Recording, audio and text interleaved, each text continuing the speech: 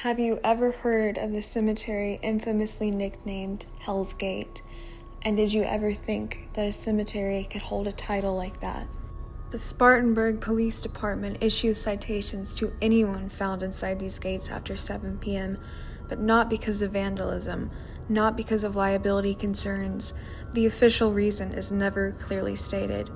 I came at 2 in the afternoon. It was a warm day, very clear sky, sun coming through the trees like something out of a painting. I didn't expect to experience anything.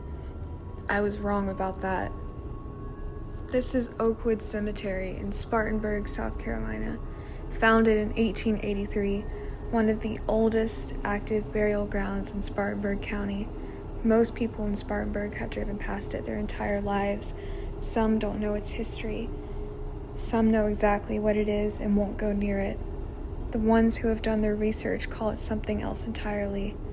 They call it Hell's Gate. Oakwood was a functioning, maintained cemetery for decades after its founding. Then, in 1941, the board of directors went bankrupt. The cemetery didn't close. People were still buried here, but maintenance effectively stopped. For years, some accounts say decades, the ground was largely left to itself. Graves uncared for, records incomplete, the land growing back over the dead. In the back section, the section locals know as Potter's Field, the poor were buried, the unnamed, the forgotten, people who died without money and without a family, without anyone to mark their passing with more than a stake in the ground. Which means that there may be people buried in this ground right now with nothing above them. No stone, no name, no marker, just earth. The name Hell's Gate didn't come from the cemetery's founders. It wasn't on any original deed or county record. It came from what people began to find here. With local stories of dark rituals held in the middle of the night and bargains with the dead. They were said to have taken place in Potter's Field, in the back section, the section with the unnamed dead and the incomplete records. That's where the rituals were carried out. The belief among the paranormal community and among some longtime Spartanburg residents is straightforward. Those rituals opened something here, a doorway, a thinning of whatever separates this world from what's on the other side. And you can feel it. You can feel it in the air as soon as you cross those gates. Something changes, something shifts. Hell's Gate, not a metaphor, a location. And whether you believe that or not, and I'll tell you where I stand on that before this video is over, something is documented to happen to people in that specific section of this specific cemetery, consistently, across multiple investigators, multiple accounts, and multiple years. I'm going to walk you through those accounts first, and then I'm going to tell you what happened to me. Every serious investigation of Oakwood has produced some version of the same categories of experience. Equipment failure, not gradual, but sudden. Fully charged batteries draining to zero within minutes of entering certain sections. Phones cutting off. Recording devices going silent. Multiple investigators across multiple years have documented this, including at least one recent visit where devices malfunctioned, specifically in the Potter's Field area. There is a woman reported by multiple witnesses, seen in white, dress trailing behind her, moving through the grounds, identified in the local lore as a woman who died on her wedding day and was buried in her dress. Identity unconfirmed. The sightings are consistent in description across people who had no contact with each other. In the children's section, visitors have reported something that I find personally more unsettling than most visual phenomena: the sound of children, crying, laughter, and with no children present on multiple occasions from multiple witnesses. And some argue that it's the most haunted part of the cemetery, with far more frequent activity than Potter's Field, and a distinct, sorrowful air, one that is different from the rest of the cemetery. I'll be honest with you, I didn't hear anything like that today. The afternoon was quiet and oddly peaceful. I want to be clear about what I did and didn't experience, because what I need to tell you about the back section requires that you trust me, and you can only trust me if I don't embellish the parts where nothing happened. Residents who live adjacent to Oakwood have reported unexplained shadows moving along the property line and inside their homes on the cemetery-facing side after dark, which may explain why the city of Spartanburg decided that a law enforcement response to after-hours entry was warranted. Think about that for a moment. I reached out to verify the exact ordinance, and the reasoning given is public safety. But public safety from what exactly is never specified. Cemeteries aren't generally considered public safety hazards, and this one apparently is.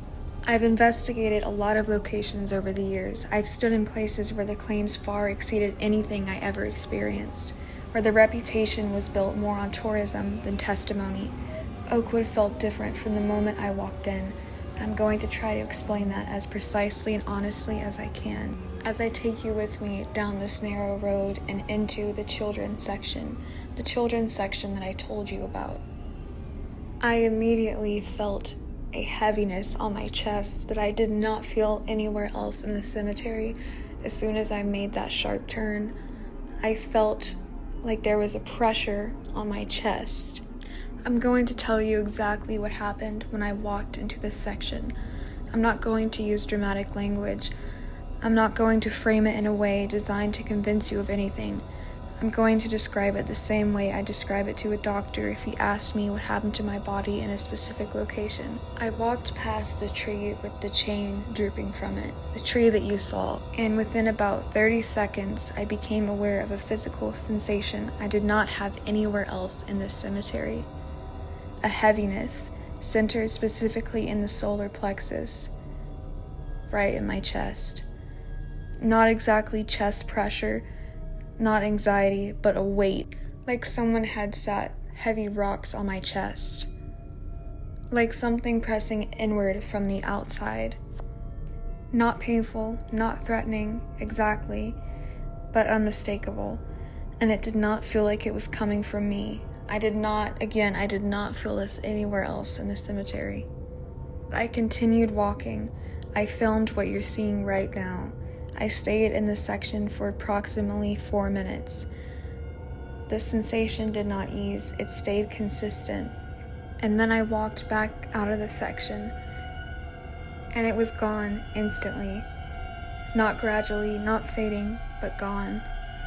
Like stepping out of a cold room into warm air, except the temperature didn't change. The day was the same, the sunlight was the same. Something in that section was different. And when I left it, whatever that something was, it did not follow me. And I'm very thankful for that. I have no camera evidence of what I just described to you. I want to say that plainly. There is nothing in this footage, nothing on the audio that documents what happened to my body in this section. I'm telling you this because I think you deserve to know when a camera didn't catch something, just as much as when it did. What I experienced in the children's section, Oakwood Cemetery, was real. It was physical. It was location specific, and I cannot give you a rational explanation for it. That's an uncomfortable place to leave you. It's an uncomfortable place to leave myself. My eyes couldn't help but be drawn to the woods that surround the area, and I couldn't help but think about what they had seen over the years. If they had seen people carrying out their rituals in the middle of the night, in the middle of the cemetery. If they had seen the shadowy specters that everyone reports, or if they keep something in rather than out. I've walked through a lot of places where something was supposed to be there. Most of the time, I leave unconvinced. I left Oakwood convinced of one thing. That children's section is different. I don't know what that means. I don't know if it's residual energy from years of ritual practice, from the sadness that permeates the air there, or something that predates all of it, or something I'm not equipped to name. What I know is that the Spartanburg Police Department doesn't want you in here after dark, and there's a reason for that. A reason that they're not telling us. And after what my body told me in broad daylight on a warm, sunny afternoon, I think that's probably wise. Oakwood Cemetery in Spartanburg, South Carolina, has carried the name Hell's Gate for decades, and not without reason.